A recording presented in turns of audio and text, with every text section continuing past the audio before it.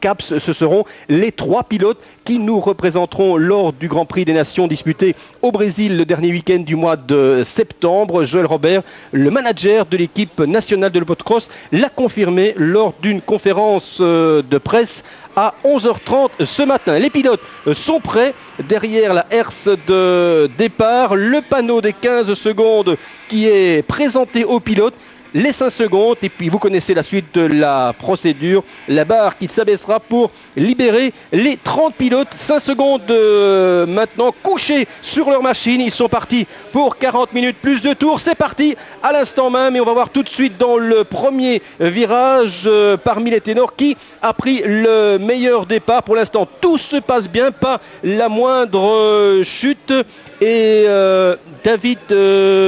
Non, c'est pas Villemain qui est devant. Belometti, voilà. Ça, c'est le coup d'œil du spécialiste avec Georges Jobet. Mais Frédéric Bollet est bien parti. Pichon également. Et bien bon tir groupé en ce début de deuxième manche. Très rapidement, on pourra vous donner également les positions. Belometti, bah oui, c'était tout simplement la confirmation de ce que Georges Jobet vous disait. En deuxième position maintenant, Michael Pichon. Et troisième, Frédéric Bollet. Voilà pour les première position dans cette deuxième manche et Pete Beirer qui n'est pas loin non plus. Cette fois, Beirer n'a pas manqué son départ. Rassurez-vous, il n'avait pas manqué en première manche. Il avait été victime d'une chute. Georges. Mais là, c'est très intéressant parce qu'on voit Stéphane qui attaque derrière Pete Beirer. Là, c'est Macho, je pense, qui est juste derrière Pete Beirer. On voit Pete Beirer à l'image ici, suivi par Macho et Stéphane Evert. Donc maintenant, ce sera très intéressant de voir la réaction de Stéphane par rapport... je dirais à Pete Beirer puisqu'il se trouve derrière. Et alors bien sûr devant, Bollet va attaquer comme en première manche, je pense. Il va attendre tout simplement les 10-15 premières minutes. Là, Belometti va faire un petit show pendant 2-3 tours. S'il peut résister à Pichon, peut-être pas jusqu'au bout. Mais en tout cas, c'est un garçon qui ne va pas rester longtemps devant. Voilà, donc les premières positions après un demi-tour de course. Vous l'avez compris, les pilotes ont déjà franchi la ligne d'arrivée qui ne se trouve pas, paradoxalement, là où se trouve la ligne de départ. Tous les favoris, tous les candidats à la victoire dans cette deuxième manche sont bien partis. Les candidats au titre aussi, Belometti, Pichon, Bollet, Beirer, Macho, Evers et Villemain, Coppins, Jones et Thierry Klutz en 10e position. Ryan Hughes est pointé en 11e position. C'est une petite déception, mais le Grand Prix ne fait que commencer. Et bien devant sa bagarre déjà ferme entre Frédéric Bollet et également Michael Pichon, Belometti également, et Pichon va prendre l'avantage très vite aussi. Belometti qui regarde la suite des opérations à l'intérieur maintenant. Pichon qui a pris la mesure maintenant du pilote italien. Voilà, le ton est donné dans cette deuxième manche. Il n'y aura pas de ronde d'observation. Pas de ronde d'observation. Maintenant, je pense que Bollet doit absolument attaquer tout de suite Belometti. Ce qu'il fait tout de suite, je pense. Et puis alors, derrière, ce qui est intéressant, c'est que Stéphane Evert, c'est moins intéressant pour nous, mais Villemain a dépassé en tout cas Stéphane Evert. Voilà, c'est déjà fait pour Bollet. Hein. Il vous a entendu. Voilà. Georges. Bollet, c'est fait. Et alors, on voit Villemain qui vient d'attaquer Macho. Donc, Villemain se trouve juste derrière Pete Beirer maintenant. Donc, ça va être très intéressant parce que Pete Beirer va se faire attaquer par Villemain. Et Villemain va devoir attaquer Belometti. Donc j'ai vraiment une belle bagarre, ça va être très intéressant. On va retrouver vraiment les meilleurs devant. Voilà, Belometti s'est fait pousser carrément par Pete Beirer. Il se retrouve maintenant dans la roue de Frédéric Bollet. Donc Pichon en tête, Bollet, Beirer 3e. Belometti est 4e et Villemain est juste dans sa roue, mais ça ne va pas durer longtemps. Et alors on va voir la réaction de Stéphane. Il faut absolument que Stéphane revienne. S'il veut d'abord ne pas louper le train, premièrement. Et deuxièmement, ne pas laisser filer les points à Frédéric Bollet, qui est quand même, je dirais, son collègue de team. Voilà, Belometti, c'était juste le all shot, mais très rapidement il va disparaître, et j'ai envie de dire, de la circulation. Les pilotes repassent sur la ligne avec déjà un avantage appréciable pour Michael Pichon. En deuxième position, Frédéric Bollet, troisième Pete Beirer, quatrième David Villemain, et puis en sixième position Belometti, septième Stéphane Evers pour le moment. Et Bollet qui tente de revenir, alors que pour l'instant, eh bien, petite course d'attente. Vous l'avez, le numéro 3 à l'image, celui qui est encore actuellement le leader du championnat du monde des 250 cm3. Pete Beirer en 3e position et qui voudrait refaire son retard 1 seconde tout juste actuellement entre Frédéric Bollé et Pete Beirer à l'avantage du pilote français pour l'instant. 2 Français en tête, Pichon, Bollé. Le résultat était inverse dans la première manche. Pete Beirer qui est visiblement beaucoup plus à l'aise pour l'instant et qui contrôle la situation, Georges. Il a l'air plus calme aussi. On voit qu'en première manche, sur 4 virages, il avait dépassé tout le monde. Là maintenant, il a compris qu'il fallait un peu se calmer. Et il va suivre un petit peu Bollé. Et Bollé, lui, va suivre le trait de Pichon. Donc pour l'instant, je dirais avantage à Bollé puisqu'il contrôle bien Beirer. Mais ça ne va pas rester comme ça. C'est clair qu'il va y avoir de la bagarre. Il va y avoir aussi une remontée de la part de David Villemain qui se retrouve dans la roue de Pete Beirer bientôt. Oui. Et on attend toujours Stéphane. Stéphane qui est en 5e position, je pense, doit revenir absolument pour, comme je l'ai dit, ne pas louper ce train. Voilà, alors ce qu'on peut constater, c'est que pour l'instant, il y a tout simplement 4 pilotes français dans les 5 premiers. Stéphane Evers a concédé 5 secondes sur le leader actuellement, qui est Michael Pichon. 2e, Frédéric Bollé. 3e, Pete Beirer. 4e, David Villemain. Et 5e, Bellometti. Mais je vous le disais il y a quelques instants, Stéphane Evers, Copins aussi devrait prendre le meilleur sur le pilote italien d'ici 1 voire 2 tours. Beirer qui est suivi très près, comme le disait Georges Aubé il y a quelques instants, par David Villemain. 2 secondes à peine d'écart entre les 2 pilotes pour l'instant. Toujours Pichon qui contrôle, mais pour l'instant il n'y a pas encore véritablement, quoique de velléité offensive de la part de Frédéric Bollé qui se rapproche dangereusement de son compatriote Pichon, et de la même manière Villemain qui se rapproche lui de Pete Beirer. Donc il y a véritablement des duels, des courses dans la course, Georges. Oui, voilà, donc maintenant ça commence un peu à prendre forme. On voit que Bollé se rapproche ici de Michael Pichon. Donc je pense qu'il va tout doucement maintenant analyser ses trajectoires pour peut-être dans 2-3 tours porter une attaque. Et c'est la même chose pour David Villemain qui est juste derrière Pete Beirer. Et Pete Beirer qui ne sait pas suivre le train de Bollé. On voit maintenant que Bollé a décramponné un petit peu Pete Beirer. Donc ça déjà ça annonce un peu la couleur. Ça annonce aussi que Bollé est plus rapide. Donc si Beirer veut maintenir, je dirais, le contact, il doit absolument passer à la vitesse supérieure. Et je ne suis pas sûr qu'il puisse le faire.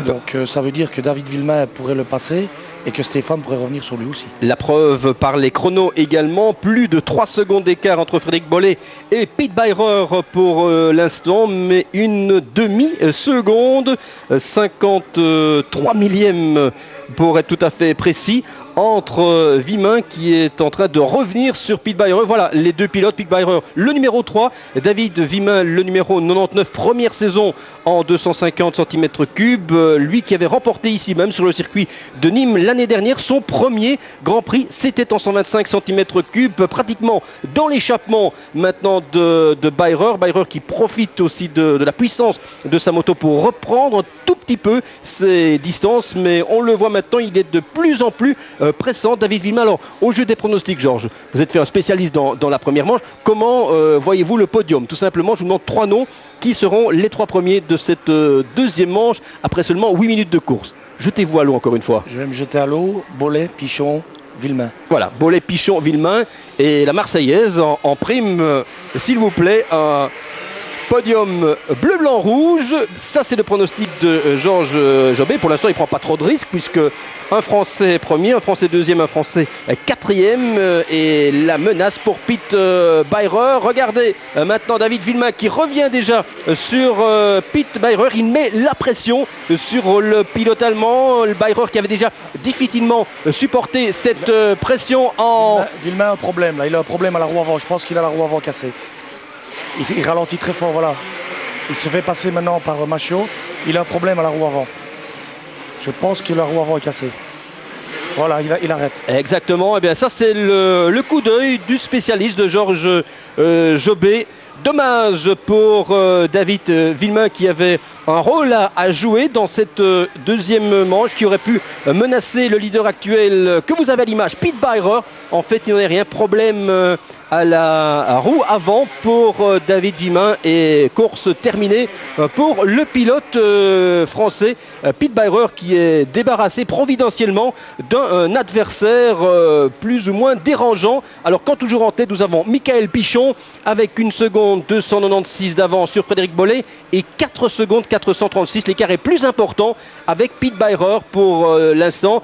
Machiot, français, chasse l'autre pour le moment. Machiot pourrait lui devenir maintenant menaçant. Qui sait pour Pete Beirer. 6e, Stéphane Everts en réserve de la République pour l'instant. Coppins 7e, Hughes 8e qui a refait une partie de son handicap. 9e Gisberg et 10e l'anglais Mark Jones. Voilà pour le top 10 pour l'instant, alors que c'est terminé pour David Villemain. C'est un petit peu dommage parce qu'on sentait le pilote français bien à l'aise sur ce circuit, Georges. Oui, il est à l'aise surtout dans tous les sauts. Vraiment, David Villemain est un spécialiste de supercross. La preuve, c'est que l'année prochaine, il va aux États-Unis pour faire ce championnat. On voit une petite faute ici de Michael Pichon.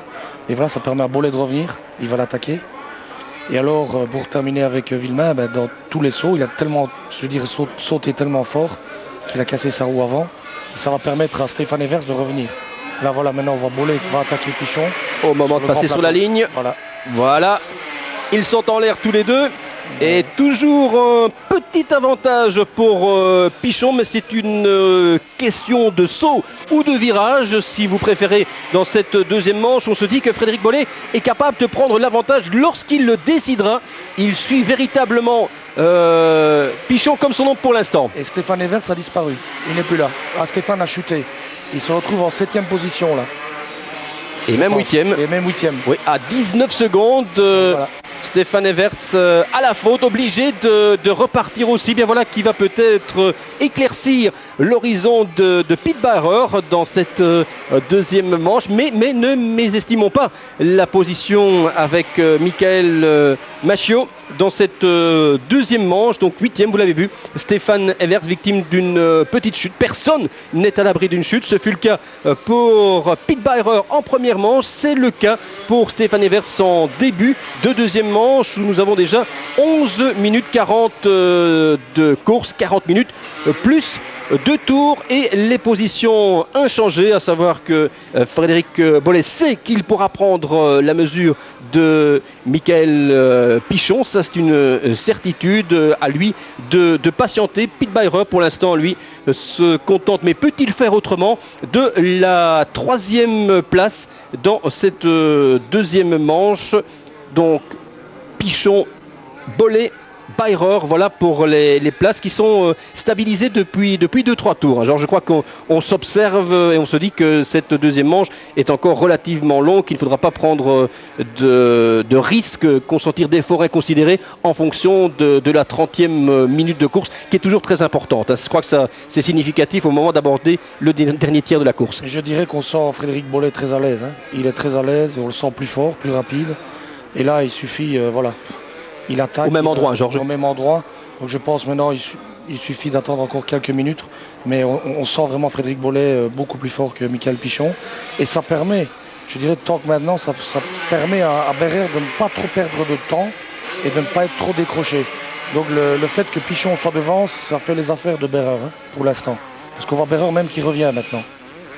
Donc, Frédéric Bollé revient à la hauteur de Pichon et surtout prend l'avantage en 4e position. Machiot, mais à 2 secondes 5. Hughes, excellente prestation de Hughes qui est remonté en 5e position, même s'il accuse un retard de 12 secondes 5 10e. 6e Coppins, 7e Gisberg, 8e Everts, 9e Jones et 10e Bellometti, l'auteur du all shot dans cette deuxième manche. C'est dommage parce que ici, après quelques tours, j'avais vu Thierry Klutz en 10e position. C'était une belle performance pour lui. Il vient disparaître ce tour-ci. Il a eu certainement un problème avec sa moto parce qu'il ne repasse plus du tout. Donc c'est dommage. Thierry Klutz faisait une belle progression. Il était parti en 13e position, il était revenu 10e. Et c'était une belle performance pour lui, il faut quand même le souligner. En 250, puisque c'est un pilote 500, lui il était Il a eu la carte d'invitation pour les ici en 250. Et il faisait une belle performance et malheureusement il a disparu du classement. Frédéric Bollé toujours en tête, qui va tenter d'accentuer son avantage. On va s'en rendre compte lors du prochain passage sur la ligne d'arrivée, que ce soit sur Michael Pichon mais surtout sur Bitbeirer, et voir dans quelle mesure l'autre Michael Machiot est capable de revenir sur le pilote allemand. On en est moins certain, voir un petit peu la course de Ryan Hughes aussi, l'américain, qui avait très mal entamé cette deuxième manche, mais pour l'instant à l'inverse de la première, ça a l'air relativement limpide. Bollé, Pichon, Beirer, Machiot, Hughes, les positions là encore sont stabilisées. Pour l'instant, les pilotes vont repasser sur la ligne d'arrivée. On va pouvoir reprendre les écarts avec le 7e tour couvert pour Bollé à 1 seconde de 7 Pichon, et à pratiquement 3 secondes maintenant Beirer, mais Machiot incapable de soutenir le rythme. 12 secondes tout à l'heure pour Hughes, 13 secondes maintenant. Eh bien, les positions non seulement ne bougent pas, mais les écarts semblent se creuser pour l'instant parmi les 6, 7, même 8 premiers pilotes, avec Evers 8e à 24 secondes, Georges. Mais j'ai l'impression que Bitbeirer a repris bien son rythme là, et Pichon par contre décroche depuis que Frédéric Bollé l'a dépassé. On dirait qu'il est un cran en dessous. Il se retourne tout le temps et on va voir que Bitbeirer va l'attaquer. Il revient. Hein. Il revient. Ouais, on le voit. Il va l'attaquer. Il va l'attaquer très bientôt. Et si Bitbeirer passe en deuxième position, bah, ça va être très intéressant de savoir s'il revient sur Frédéric Bollé ou pas. Mais enfin là, on le saura dans peu de temps parce qu'il va attaquer bientôt. Voilà, c'est fait. Il l'attaque et il commence. Voilà, maintenant il prépare son attaque. Le travail de Sapp qui va rapidement porter pour Pete Beirer. On a l'impression que c'est... Ah oui, c'est... Oh, ça c'est terrible. Oh, là, il est complètement laminé là. Pichon, il est même arrêté. Carrément, on a l'impression qu'il a même peut-être un tout petit problème parce qu'il se laisse même distancer. Alors là, c'est vraiment laissé passer. J'espère que... Il a mis le tapis rouge là. Hein. Là, il a mis le tapis rouge. Frédéric Bollé n'a pas intérêt à regarder les images après la course. Non, mais il reçoit la cassette que demain. Transmet la cassette, c'est pour aujourd'hui qu'il va regarder cette cassette, parce que là, trop facile, on a envie de dire, pour Pete Beirer. Les positions maintenant: 1, Frédéric Bollé; 2, Pete Beirer; et 3e, Michael Pichon. On vous rappelle qu'avant ce Grand Prix du Benelux, il y avait 16 points d'écart entre Pete Beirer, que vous avez à l'image, le numéro 3, et Frédéric Bollé, le numéro 5. Après la première manche remportée en surclassement par Frédéric Bollé, l'écart était de 10 points. Si ce classement était maintenu, eh bien Frédéric Bollé pourrait encore en profiter pour résorber 3 points de son retard. C'est-à-dire que pour le Grand Prix de Geildorf en Allemagne la semaine prochaine, eh bien Pete Beirer prendrait le départ avec seulement 3 points d'avantage, autant dire rien du tout, avant d'aborder les 2 derniers Grands Prix. Bollé qui est devant à 3 secondes 2. On a maintenant Pete Beirer à 4 secondes 9. Pichon, Machiot à 8 secondes 9. Hughes à 15 secondes. Véritablement, ça décroche. Hein. En deuxième manche, les écarts sont stabilisés pour les places, mais la distance grandit entre les différents pilotes. On assiste véritablement à une procession dans cette deuxième manche, et nous n'avons pas encore atteint le cap de la mi-course. Il sera intéressant de suivre malgré tout le duel que se livrent Bollé et Beirer.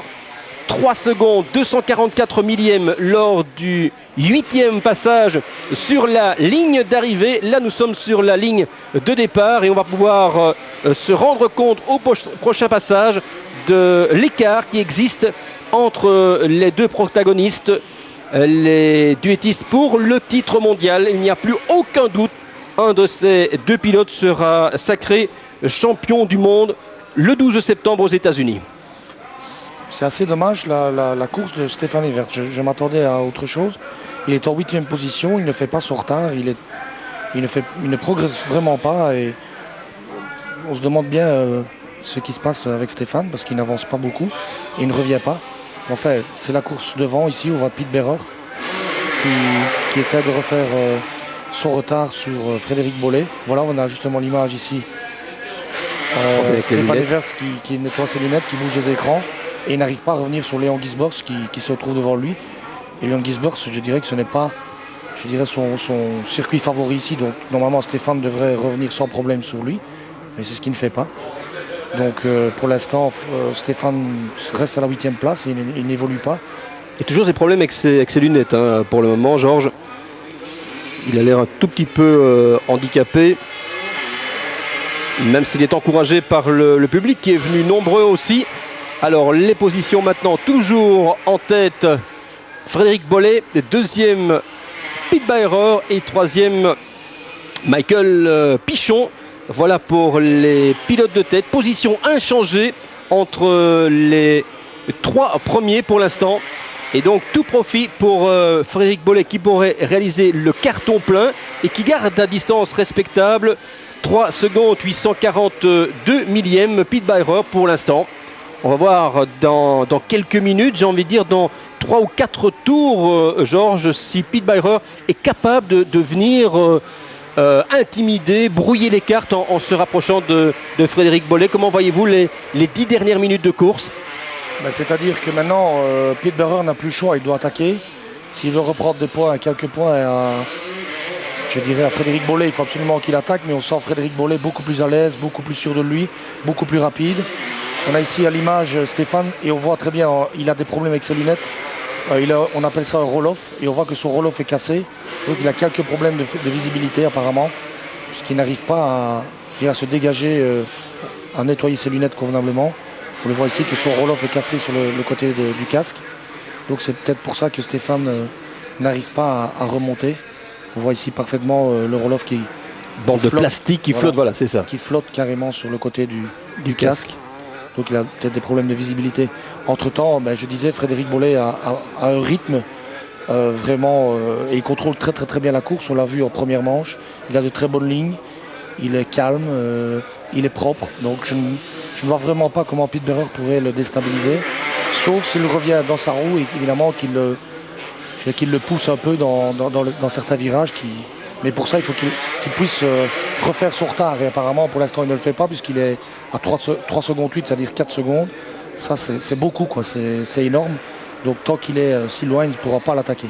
Voilà, le top 12 que vous aviez à l'image il y a quelques instants. Stéphane Everts, qui aurait peut-être tout intérêt, tout simplement enlever ses lunettes tant il est handicapé. C'est surtout dans le dernier cours par rapport à Léon Gisbers qu'il a perdu un maximum de terrain sur le 7e, sur le pilote hollandais Frédéric Bollé. On revient sur la tête de la course et écart stabilisé. Pete Beirer a repris 2 dixièmes de seconde. Donc pour l'instant, Frédéric Bollé contrôle. Il a l'air très à l'aise, contrôle. On a même l'impression qu'il en garde un tout petit peu encore sous la pédale, tant il semble facile, pour reprendre une expression consacrée, dans cette deuxième manche à 20 minutes maintenant de l'arrivée de ce Grand Prix du Benelux qui pourrait permettre à Frédéric Bollé de réaliser la toute bonne opération ici en Belgique, même si Pete Beirer a 3 secondes 67 centièmes n'a certainement pas dit son dernier mot. Quant à Michael Pichon, il va se contenter de la 3e place, la 4e pour Massiot, la 5e pour Hughes, le néo-zélandais Coppins toujours 6e, Gisbert 7e, 8e Everts, 9e Jones et 10e Belometti. C'est un classement inchangé depuis 5 tours maintenant. Il y en a 10 de couverts sur ce circuit Saint-Joseph de Nîmes.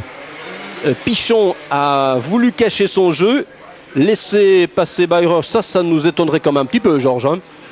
Ça nous a étonné en tout cas parce que c'est ce qu'il a fait. Maintenant, Beirer a peut-être commis une faute et Pichon en a profité pour revenir dans sa roue.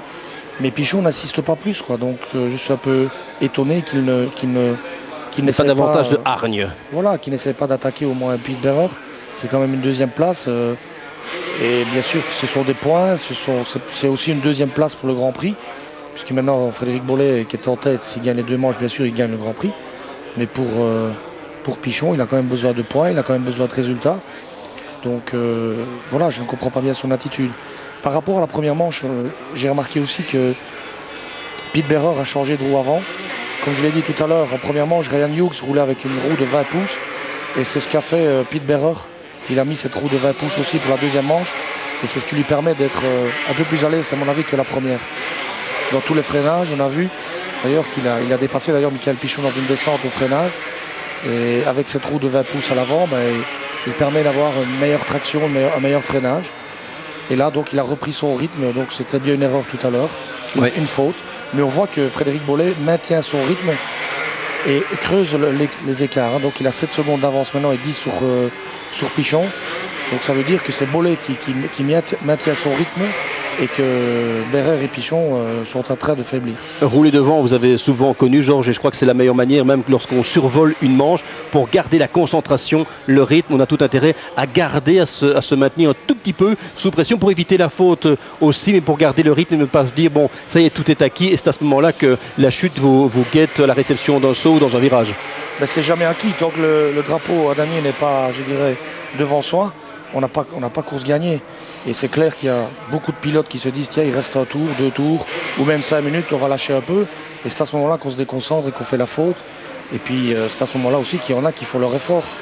Moi, je me rappelle avoir gagné pas mal de Grands Prix dans les derniers tours, tout simplement parce que mes adversaires se disaient il est derrière, il ne fera plus d'efforts, donc je vais contrôler. Mais moi, comme je me disais que lui l'avait contrôlé, moi j'attaquais. Et les adversaires n'ont pas toujours compris, comme quoi c'est comme ça qu'on écrit la petite histoire du grand motocross des 250 cm3. Vous avez le chrono à l'image, 7 minutes 15 secondes avant les 40 minutes fatidiques de cette deuxième manche, plus les 2 tours et le classement actuel qui plaide plus que jamais en faveur de Frédéric Bollé. Si le classement était entériné, eh bien 40 points pour Bollé, 27 pour Pete Beirer. Traduisez au classement général, 396 points pour Pete Beirer et 393 pour Frédéric Bollé, c'est-à-dire 3 points encore d'avantage pour l'Allemand avant les 2 derniers rendez-vous, avant les 4 dernières manches de cette saison. Tout point palpitante. L'année dernière, c'était en Grèce que Tortelli avait coiffé sur le poteau Stéphane Evert. Ici, ce sera à Butts Creek aux États-Unis le 12 septembre que l'on connaîtra le dénouement d'une saison en tout point passionnante. Difficile de se faire une idée, même si psychologiquement l'avantage est dans le camp du pilote français pour l'instant, même s'il risque de quitter en deuxième position toujours, comme c'était le cas Nîmes en début de soirée, mais en se disant que l'écart est passé de 16 à 3 points. Voilà les autres pilotes que nous suivons également avec Michael Machiot. Et puis on a constaté également au passage que Stéphane Everts avait pris le meilleur enfin sur Léon Geisberg. Il est pointé maintenant Stéphane Everts en 7e position. 8 secondes d'écart entre Bollé et Beirer, à 10 secondes Pichon, à 20 secondes pratiquement maintenant Hughes qui fait une excellente deuxième manche. On va regretter le mauvais départ de Hughes dans cette deuxième manche parce qu'il est maintenant remonté en 4e position. Machiot 5e, 6e Coppins le néo-zélandais, 7e Stéphane Everts à 5 minutes 30 maintenant de la fin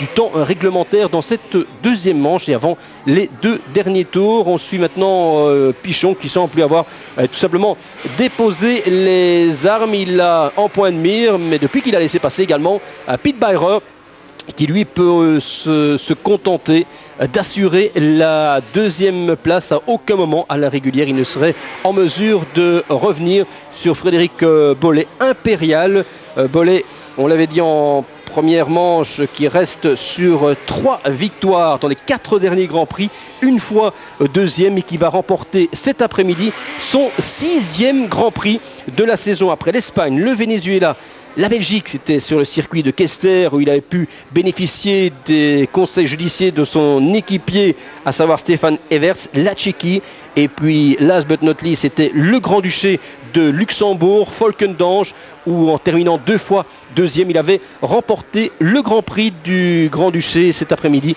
il est en train de remporter en surclassement le Grand Prix du Benelux disputé sur le circuit Saint-Joseph de Nîmes. 15 tours couverts, à 7 secondes 680 millième Beirer, à 9 secondes 804 Pichon, Hughes, Machiot, Coppins et Everts. Voilà pour les 7 premiers.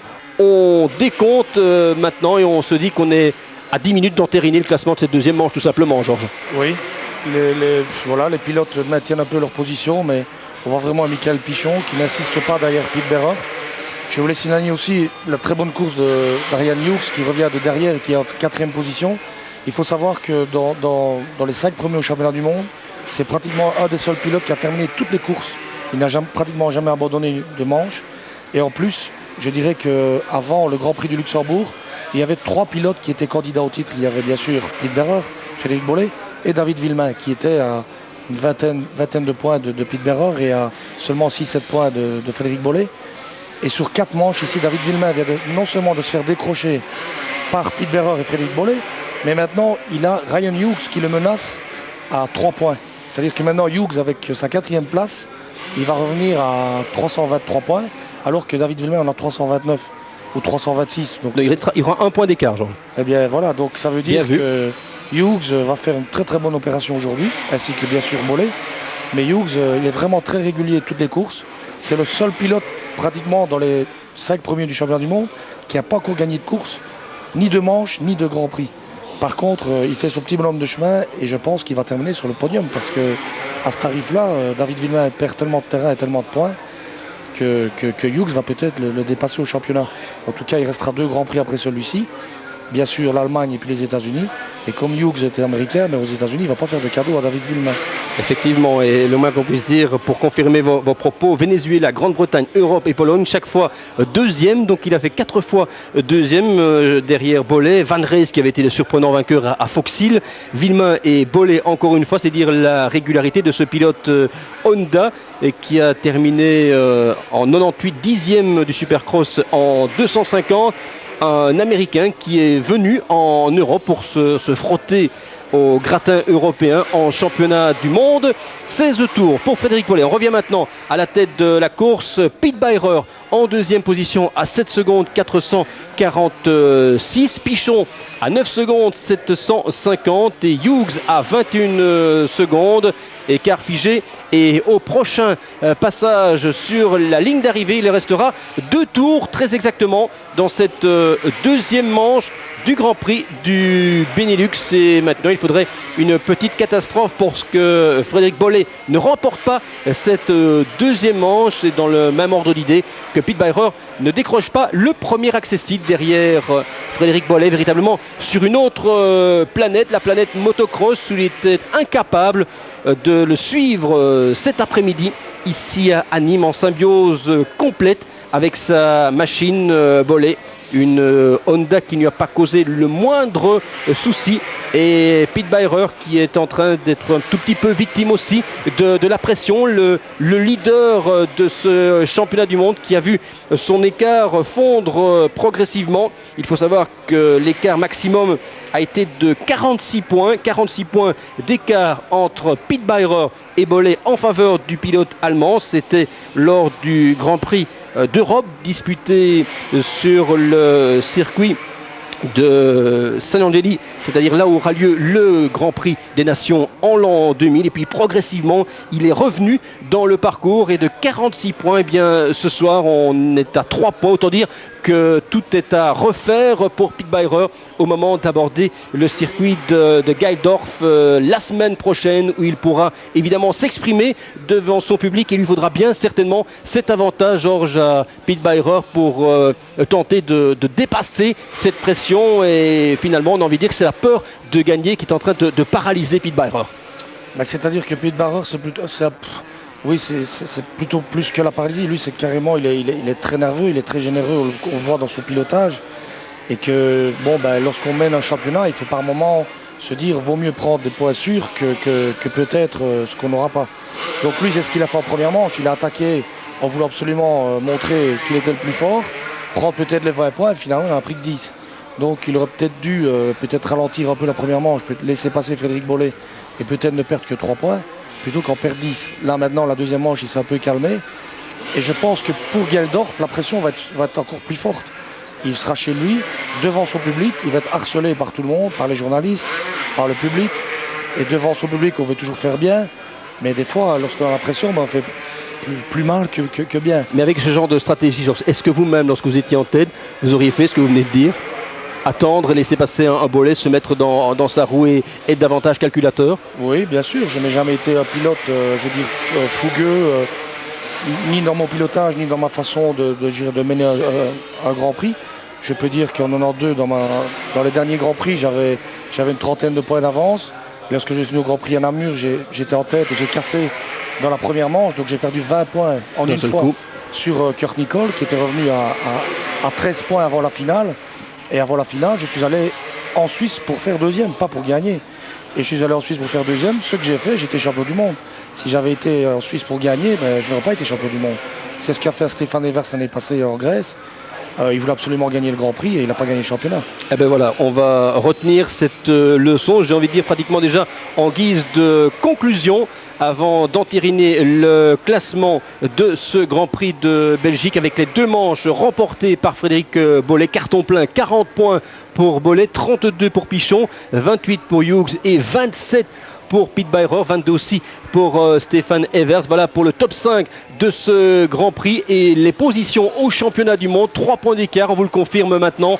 396 points pour Pete Beirer, 393 pour Frédéric Bollé. Puis derrière, effectivement, 1 point d'écart entre David Vimin, contraint à l'abandon en tout début de deuxième manche sur bris de roue avant, et Ryan Hughes, 329 pour Vimin, 328 pour Hughes. Voilà un petit peu les positions. Donc il sera tout aussi intéressant de suivre la bataille pour la victoire, pour le titre cette année, alors que Frédéric Bollé entame son tout dernier tour, mais également pour la 3e marche du podium, qui de David Vimin ou de Ryan Hughes, qui lui aura le privilège de terminer le championnat à domicile aux États-Unis sur le circuit de Butts Creek dans quelques semaines maintenant, le 12 septembre, dans 3 semaines très exactement, pour le verdict final de ce mondial 250 cm3 particulièrement passionnant. Tour d'honneur pour Frédéric Bollé, et qui est en train d'en terminer avec 8 secondes d'avance sur Pete Beirer à la régulière. Il ne peut plus rien arriver de fâcheux à Frédéric Bollé, à peine essoufflé, à peine marqué par l'effort. On l'a vu tourner la tête, il doit se demander ce qui lui arrive ici. Frédéric Bollé sur la ligne d'arrivée, il va terminer avec la partie la plus technique, la plus sinueuse du circuit, pour boucler cette fin de Grand Prix, cette 2e manche, avec l'occasion pour lui d'ajouter 2 manches supplémentaires. Il avait remporté 7 manches jusqu'à présent depuis le début du championnat. 7 manches sur 26. Il va porter son total personnel à 9 manches sur 28, c'est-à-dire une moyenne d'1 manche sur 3. Une moyenne tout à fait convenable pour un candidat au titre, avec également au passage un 6e Grand Prix remporté cet après-midi pour 2 seulement pour Pete Beirer en Italie et en Pologne, avec maintenant l'Espagne, le Venezuela, la Belgique, la Tchéquie, le Grand-Duché et le Benelux. Cet après-midi, eh bien, Frédéric Bollé remporte son 6e Grand Prix de la saison. Il est impressionnant de facilité. Ce sera lui certainement également la semaine prochaine de gérer la pression en jouant sur le terrain de son rival, de Pete Beirer. Mais on se dit que ce Frédéric Bollé, dans sa forme actuelle, en forme ascendante depuis 4 Grands Prix, est capable certainement de revenir encore, et pourquoi pas de quitter Galdorf en étant le leader du championnat. Il termine en toute décontraction. Le petit signe au passage du drapeau à damier. La victoire pour Frédéric Bollé, la 2e place pour Pete Beirer. Voilà pour les 2 premiers, et Michael Pichon qui termine en 3e position. Le temps pour lui, eh bien, de refaire le même geste qu'en première manche, reprendre ce drapeau français comme il l'a fait lors de la première manche. Il l'a remporté sans réelle opposition. Véritablement, Frédéric Bollé, ce Grand Prix du Benelux, Georges, il est très très impressionnant. C'est véritablement le bilan de cet après-midi, ce qu'on va retenir de la prestation de Frédéric Bollé. C'était l'homme le plus fort de ce week-end. On l'a vu tout au long des entraînements, il a fait le meilleur temps. Il a bien contrôlé la première manche. Il est passé en tête sans s'énerver. Il a bien mené cette manche en maître. Il a fait la même chose en 2e manche. On attendait une attaque de Pete Beirer, mais bon, il a été un peu plus calme. et s'est contenté d'avoir les 17 points de la deuxième place.